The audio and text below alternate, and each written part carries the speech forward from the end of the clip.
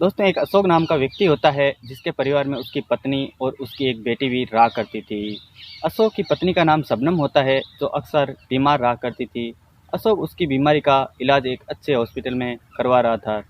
वो हॉस्पिटल कोई छोटी मोटी नहीं थी बल्कि एक जानी मानी और अच्छी हॉस्पिटल थी। लेकिन एक बार होता क्या है दोस्तों, इलाज के दौरान ही अशोक की पत्नी का देहांत हो जाता है। वो भगवान को प्यारी हो जाती है। उसके बाद अशोक बहुत ही दुखी होता है और उसकी बेटी भी रो रो कर अपना बुरा हाल कर लेती है। जब उसकी मौत हो जाती है तो वो उसे अपने घर ले आता है और पूरी रीति रिवाज के अनुसार अपनी पत्नी का दाह संस्कार करता है। दोस्तों, जब उसकी पत्नी की मृत्यु हो जाती है तो उसके कुछ ही दिनों बाद अशोक को एक पड़ोसन से प्यार हो जाता है और वो उसके प्यार में पूरी तरीके से अंधा हो जाता है। दोनों एक साथ ही रहते हैं, दोनों एक साथ ही सोते हैं और एक ही कमरे के साथ रहते हैं। एक बार दोस्तों, दोनों नग्न अवस्था में एक रूम के अंदर सो रहे होते हैं, तभी उनकी बेटी उनको देख लेती है। जब अशोक की बेटी उन दोनों को एक साथ देख लेती है तो अशोक को बहुत ही गुस्सा आता है और वो अपनी बेटी के साथ कुछ ऐसा कांड कर देता है जो पूरे समाज को शर्मसार कर देगा। दोस्तों, आइए जानते हैं कि आखिर अशोक ने ऐसा क्या जुर्म किया जो उसकी बेटी ही उसे जेल पहुंचाने पर मजबूर कर देती है। दोस्तों, इस कहानी को पूरा जानने इससे पहले आपसे एक छोटी सी रिक्वेस्ट है कि अगर आप हमारे चैनल पे नए हो तो आप हमारे चैनल को सब्सक्राइब ज़रूर कर देना।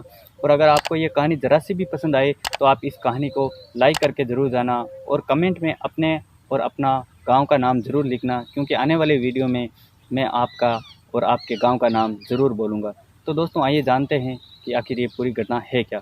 दोस्तों, ये सच्ची घटना मध्य प्रदेश की राजधानी भोपाल की है, जहाँ पर एक अशोक नाम का व्यक्ति रहता है और उसकी एक पत्नी और उसकी एक बेटी भी होती है। पत्नी का नाम शबनम होता है और बेटी का नाम ललिता होता है। दोस्तों, शबनम लगभग शादी के कुछ ही दिनों बाद बीमार सी रहने लग जाती है। वो धीरे धीरे चलते चलते इतनी ज़्यादा बीमार हो जाती है जिसका इलाज कराना असंभव हो जाता है। लेकिन फिर भी अशोक हार नहीं मानता है और एक जाने माने अच्छे हॉस्पिटल में उसका इलाज करवाता रहता है। लेकिन एक बार इलाज के दौरान जब उसे हॉस्पिटल ले जाया जाता है तो उसकी तबीयत बहुत ज़्यादा बिगड़ जाती है और वो हॉस्पिटल में ही अपना दम तोड़ देती है। दम तोड़ने के बाद अशोक बहुत ही दुखी हो जाता है और उसके ज़िंदगी में पहाड़ों का कहर छा जाता है। इधर उनकी बेटी भी रो रो कर अपना बुरा हाल कर लेती है। लेकिन होनी को कौन टाल सकता है दोस्तों। जब दोस्तों अशोक की पत्नी की मौत हो जाती है तो वो उसे अपने घर ले आता है और पूरी रीति रिवाज के अनुसार उसका दाह संस्कार कर देता है। लेकिन शादी के कुछ ही दिनों बाद अशोक को एक पड़ोसन से प्यार हो जाता है जिसकी भनक उसकी बेटी को बिल्कुल भी नहीं रहती है। उसको भनक इसलिए नहीं रहती थी क्योंकि वो सुबह होते ही स्कूल चली जाती थी और वो कक्षा 11 में पढ़ाई कर रही थी, जिसके कारण उसे और बारी किसी भी काम से कोई मतलब नहीं रहता था। अशोक की बेटी पढ़ लिख कर एक सरकारी जॉब में लगना चाहती थी और वह मन ही मन अपने विचारों को इस तरीके से प्रकट करती रहती थी कि मैं बड़ी होकर सरकारी जॉब में लगने के बाद अपने पिता के सारे सपनों को पूरा करूंगी, जो एक बेटा अपने पिता के सारे सपनों को पूरा करता है। इस प्रकार से उनकी ज़िंदगी का रोटेशन चलता रहता है दोस्तों। लेकिन तभी उनके घर में एक पड़ोसन की एंट्री होती है और वो उनके पूरे परिवार को तहस नहस करके रख देती है।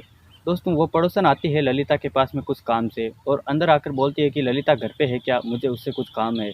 लेकिन ऐसा कुछ होता नहीं है, ललिता घर पे होती नहीं है और उसका पिता अकेला होता है जिसका अशोक नाम होता है। वो उस पड़ोसन को देखकर उत्तेजित हो जाता है और पड़ोसन को अपने कमरे के अंदर घसीटते हुए ज़ोर ज़बरदस्ती से अंदर ले जाता है और अंदर ले जाकर उसके कपड़े उतार कर उसके साथ शारीरिक संबंध बनाता है। लेकिन धीरे धीरे होता क्या है दोस्तों, वो पड़ोसन भी अशोक का साथ देने लग जाती है। उस पड़ोसन का नाम अंकिता होता है। इस प्रकार से दोनों में प्यार मोहब्बत हो जाती है, दोनों आपस में शारीरिक संबंध बनाने लग जाते हैं। ऐसा सिलसिला काफ़ी दिनों तक चलता रहता है और ललिता को बिल्कुल भी भनक नहीं रहती है। एक बार दोस्तों होता क्या है कि वो लड़की जब स्कूल चली जाती थी तो वो पीछे से उसके घर में आ जाती थी और घर में आ जाने के बाद में वह उसके ही घर में रहकर खाना पीना बनाती थी और चाय नाश्ता वगैरह करती थी। इस कारण से ललिता को शक होने लग जाता है कि आजकल हमारे घर में कौन आ रहा है, कौन हमारा खाना बना के चला जाता है। हमारे पिताजी को तो खाना बनाना आता नहीं है। तो होता क्या, उसको धीरे धीरे शक होने लग जाता है। लेकिन फिर भी वो उसे अनदेखा कर देती है और सोचती है कि शायद माँ की मौत के बाद पिताजी ने ये सब कुछ सीख लिया होगा। लेकिन बात इतनी नहीं थी दोस्तों, वो बात बहुत ज़्यादा आगे बढ़ गई थी। वो दिन में ही नहीं, रात को भी अशोक के साथ में आकर सो जाती थी, जिसके कारण उसकी नींद अधूरी रह जाती थी और उसका पिता दिन में पूरी दिन सोता रहता था। फिर उस लड़की के मन में और ख्याल आता है कि आजकल हमारे घर में हो क्या रहा है। एक बार दोस्तों वो रात को सो रही होती है अपने कमरे के अंदर और उसे अजीब-अजीब आवाज़ें सुनाई देती है। तो वो दौड़कर चली जाती है कि आखिर ये आवाज़ें आ कहाँ से रही है। तब वो जाती है तो अचानक से देखती है कि उसके पिता और वो पड़ोसन आंटी एक साथ नग्न अवस्था में एक ही रूम के अंदर सो रहे होते हैं। जब उन दोनों को एक साथ देखती है तो वो चिल्लाती है और अपने पिता को डाँटती है कि पापा मुझे आपसे ये उम्मीद नहीं थी, आपने ये क्या कर दिया? और आंटी आपको तो शर्म आनी चाहिए, आपके तो घर में पिता भी है, इसलिए आप मेरे पिता के साथ ऐसा गलत काम क्यों कर रहे हैं? ऐसा करते-करते दोस्तों वो अपनी लड़की को एक तमाचा मार देता है। तब वो लड़की रोती है और चीखती रहती है और कहती है कि मैं पूरे समाज को बता दूँगी कि आप ऐसे घिनौने काम कर रहे हो। तो उसको बहुत ज़्यादा गुस्सा आ जाता है। तब वहाँ से वो पड़ोसन तो चली जाती है दोस्तों और उस लड़की को घसीट-कर वो अशोक अपनी बेटी को घसीट-कर पकड़-कर अपने कमरे के अंदर ले जाता है और उसके कपड़े उतार देता है। दोस्तों कपड़े उतारने के बाद में वो उसके साथ में बहुत ही गलत दुष्कर्म करता है और बताता है कि तू क्या समाज को बताएगी, तू समाज को मुँह दिखाने के लायक भी नहीं रहेगी। ऐसा कहकर उसके साथ में बलात्कार कर देता है। लड़की चीखती रहती है, चिल्लाती रहती है लेकिन उसमें सुनने वाला उस सुनसान घर में कोई नहीं होता है, जिसके कारण उस लड़की के साथ बहुत गलत हो जाता है।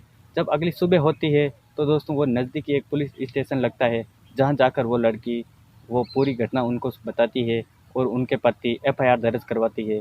तो वहाँ पर पुलिस मौके पे पहुँचकर अशोक को गिरफ्तार कर लेती है। अशोक भी अपना जुर्म कबूल कर लेता है, कहता है कि हाँ मैंने गलत किया है, मुझे सज़ा जो चाहे वो दे दो। तो दोस्तों अशोक को कोर्ट में ले जाया जाता है और उसे बहुत ही ज़्यादा कड़ी सज़ा सुना दी जाती है, क्योंकि उसे उम्र कैद की सज़ा सुना दी जाती है। दोस्तों इस कहानी से हम किसी की भावना को ठेस पहुंचाना नहीं चाहते हैं, बल्कि आपको समाज के प्रति जागरूक करने की कोशिश करते हैं कि आजकल के समाज में ऐसा ही कुछ होने लग गया है, इसलिए आप सावधान रहे, सतर्क रहे, इसी में आपकी भलाई है। दोस्तों इस कहानी में लिए गए सभी नाम काल्पनिक है, इसलिए आप अपनी भावनाओं को ठेस ना पहुंचाएं।